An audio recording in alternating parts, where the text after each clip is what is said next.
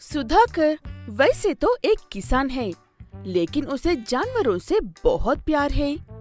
चाहे उसके जानवर हो या किसी और के, सुधाकर सबके साथ अच्छा बर्ताव करता है और खाने के लिए कुछ तो उन्हें जरूर देता है।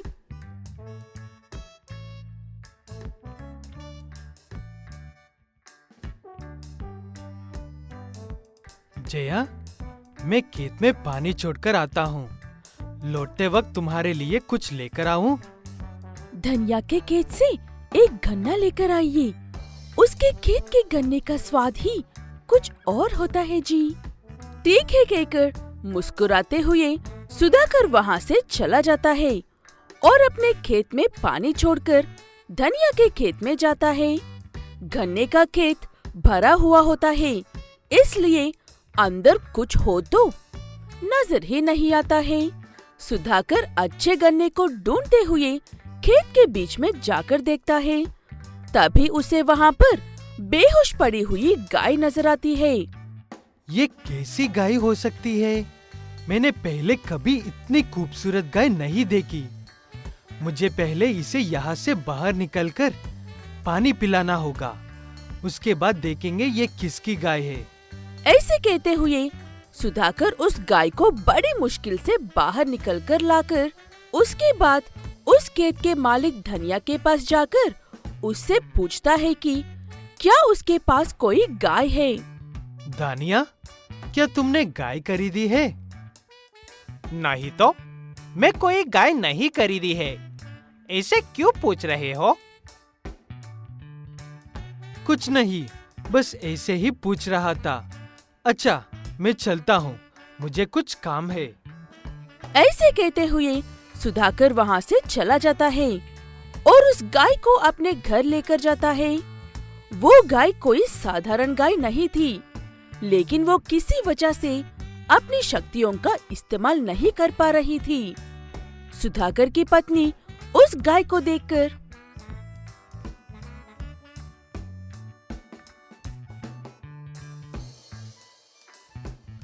ये किसकी गाय उठाकर लेकर आए हो जी? दिखने में तो बहुत सुंदर है। ये मुझे दानिया की खेत में मिली थी, लेकिन ये उसकी भी नहीं है। इसीलिए अब ये हमारे साथ ही रहेगी, जब तक कि इसका असली मालिक ना आ जाता है। ऐसे कहते हुए उस दिन से सुधाकर उस गाय का बहुत अच्छे से ख्याल रखने लगता है। वो गाय दिन भर तो शांत रहती थी, लेकिन रात होते ही अपने जादुई पंखों को बाहर निकालकर उड़ने की कोशिश करती थी, लेकिन उड़ नहीं पाती थी। उस गाय को ऐसी कोशिशें करते हुए धनिया देख लेता है और उसे तब समझ में आता है कि सुधाकर उसे गाय के बारे में क्यों पूछ रहा था। अच्छे से पूछूंगा तो ये सुधाकर मुझे ये उड़ने वाली गाय बिल्कुल भी नहीं देगा। इसीलिए मुझे इसे चुरा लेना चाहिए। ऐसे कहते हुए धनिया उसी दिन रात को उस गाय को चुरा कर लेकर जाता है और अपने घर में छुपा लेता है। अगले दिन सुबह उठकर देखा तो सुधाकर को अपने घर के सामने वो गाय नजर ही नहीं आती है। इसलिए सुधाकर उसे ढूंढते हुए गांव में घूमता है। तभी उसे धनिया उस गाय के ऊपर बैठकर उसे मारते हुए उड़ने को कहते हुए नजर आते हैं। वो देखकर सुधाकर हैरान हो जाता है और गुस्सा भी होता है। इसलिए धनिया के पास जाकर ऐसे कहता है, धनिया, तुम्हारा दिमाग खराब हो गया है क्या? उतरो पहले उस गाय के ऊपर से। जब तक ये गाय मुझे आसमान में ना उड़ाए, मैं नीचे नहीं उतरूंगा। अगर तुमने मुझे रोकने की कोशिश कर दी तो मैं तुम्हें नहीं छोड़ूंगा। ऐसे कहते हुए धनिया सुधाकर को धमकी देते ही वो गाय गुस्सा हो जाती है और अपने पंख निकालकर धनिया को आसमान में उड़कर ले जाती है, लेकिन वापस नीचे ही नहीं आती है। धनिया कुछ देर तो मजे लेते हैं, लेकिन बाद में डरने लगता है और उसे नीचे उतारने की जिद करता है, लेकिन वो गाय उसकी एक भी बात नहीं सुनती है। मम्मी बचाओ, मुझे कोई नीचे उतरो, मुझे चक्कर आ रहे हैं मम्मी। कुछ देर बाद वो गाय धनिया को नीचे लाकर पटक देती है। उसके बाद वापस से सुधाकर के पास चली जाती है और उसी के साथ रहने लगती है। और धनिया अब सुधाकर के घर के आसपास से भी भटकने से डरने लगता है। महेश का एक सुखी परिवार था। महेश, उसकी पत्नी सौम्या और उनकी छोटी सी बेटी डिम्पल एक छोटे से घर में रहते थे। महेश के पास एक छोटा सा खेत है और एक गाय है। महेश खेती करके और दूध का व्यापार करके अपने परिवार का अच्छे से ख्याल रखता है। सौम्या, ये क्या कर रही हो? जल्दी से मुझे पानी का बोतल दे दो। खेत में जाने के लिए देरी हो रही है। 1 मिनट रुकिए जी, आपका खेत कहीं नहीं जा रहा है। धूप बहुत ज्यादा है, इसलिए बोतल पर कपड़ा गीला कर बांध रही हूँ। इससे पानी ठंडा रहेगा। ऐसे दोनों पति पत्नी एक दूसरे का बहुत अच्छे से ख्याल रखते थे। लेकिन एक दिन बाजार से सामान खरीद कर लेकर आने के लिए गई हुई सौम्या को एक गाड़ी वाला एक्सीडेंट कर देता है। उस हादसे में डिम्पल को तो कुछ नहीं होता है, लेकिन सौम्या की मौत हो जाती है।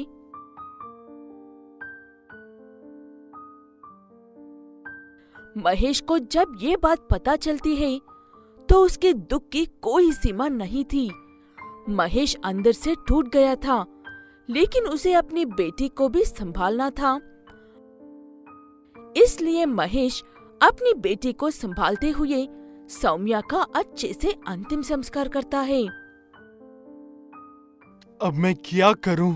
डिम्पल को चुप होने का नाम ही नहीं ले रही है। ऐसा रोती रहेगी तो इसकी तबीयत खराब हो जाएगी। मैं मेरी बेटी को कुछ नहीं होने दूंगा। ऐसे कहते हुए महेश कुछ लोगों से सलाह मांगता है। सब उसे किसी अच्छी लड़की को देखकर शादी करने को कहते हैं। महेश उनकी बात मान लेता है, लेकिन वो जिससे शादी कर रहा था उससे पहले ये बात अच्छे से समझा देता है कि देखो पायल, मैं ये शादी सिर्फ मेरी बेटी डिम्पल के लिए कर रहा हूँ और सिर्फ वही मेरी बेटी रहेगी। भविष्य में कभी भी हम दोनों को संतान नहीं होगी। जैसी आपकी मर्जी। डिम्पल ही काफी है मेरे लिए, वो भी मेरी सगी बेटी है। आप चिंता मत कीजिए। पायल के मुंह से ये बात सुनकर महेश काफी खुश होता है और बाद में दोनों की शादी अच्छे से हो जाती है। दिन गुजरते जाते हैं। पायल डिम्पल का बहुत अच्छे से ख्याल रख रही थी और डिम्पल बड़ी हो गई थी, इसलिए पायल का प्यार उसके लिए कम हो जाता है और पायल को अब अपने खुद के बच्चों का ख्याल आने लगता है। इस डिम्पल की वजह से मैं एक बांझ बनकर रह गई हूँ। मुझे भी मेरे अपने बच्चे चाहिए। ऐसे कहते हुए तब से पायल डिम्पल को परेशान करने लगती है। उसे वक्त पर खाना भी नहीं देती है। लेकिन जब महेश साथ में होता है तब वो ऐसे जताती है कि डिम्पल को उससे ज्यादा प्यार और कोई नहीं करता है। ऐसे पायल महेश को तो बेवकूफ बना लेती है, लेकिन मरने के बाद भी अपने पति और बेटी के प्यार की वजह से सौम्या की आत्मा उनके आसपास ही भटक रही थी और वो अपनी बेटी के साथ हो रहे अन्याय को बर्दाश्त नहीं कर पाती है। इसलिए सौम्या उनकी इकलौती गाय से मदद मांगती है। गाय, तुम मुझे भूल तो नहीं गई हो ना? मुझे तुम्हारी मदद की जरूरत है। क्या तुम मेरी मदद करोगी?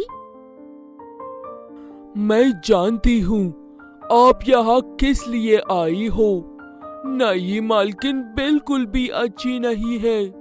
मैं आपकी पूरी मदद करूँगी। सौम्या खुश होती है और उस गाय के अंदर प्रवेश करती है।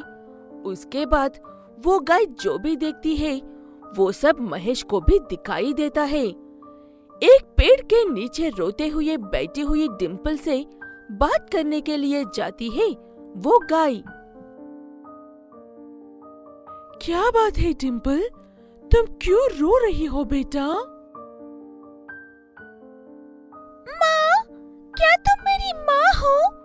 मेरी माँ मुझसे ऐसी ही बात करती थी। नई माँ बिल्कुल भी अच्छी नहीं है, मुझे खाना नहीं देती है और दिन भर सिर्फ काम करने को कहती है। काम कर कर के मेरे हाथ दर्द कर रहे हैं। डिम्पल की बातें सुनकर गाय की आंखों में आंसू आ जाते हैं। वो सब महेश को भी दिखाई दे रहा था और सुनाई भी दे रहा था। इसलिए महेश अपना सामान फेंककर खेत में से अपनी बेटी के पास भाग कर आता है। इसका मतलब अब तक जो देख रहा था वो सब सच है? पायल ने मेरी बेटी से बिल्कुल भी अच्छा नहीं किया। ऐसे कहते हुए महेश अपने घर जाकर पायल से सवाल करने पर वो डर जाती है और महेश को छोड़कर चली जाती है। तब से महेश अकेला ही अपनी बेटी का ख्याल रखता है और वो गाय की आंखें जो देख रही है महेश को भी दिखाई देता है। इसलिए जब भी डिम्पल उदास या मुसीबत में होती है महेश अपनी बेटी के पास भाग कर आ जाता है।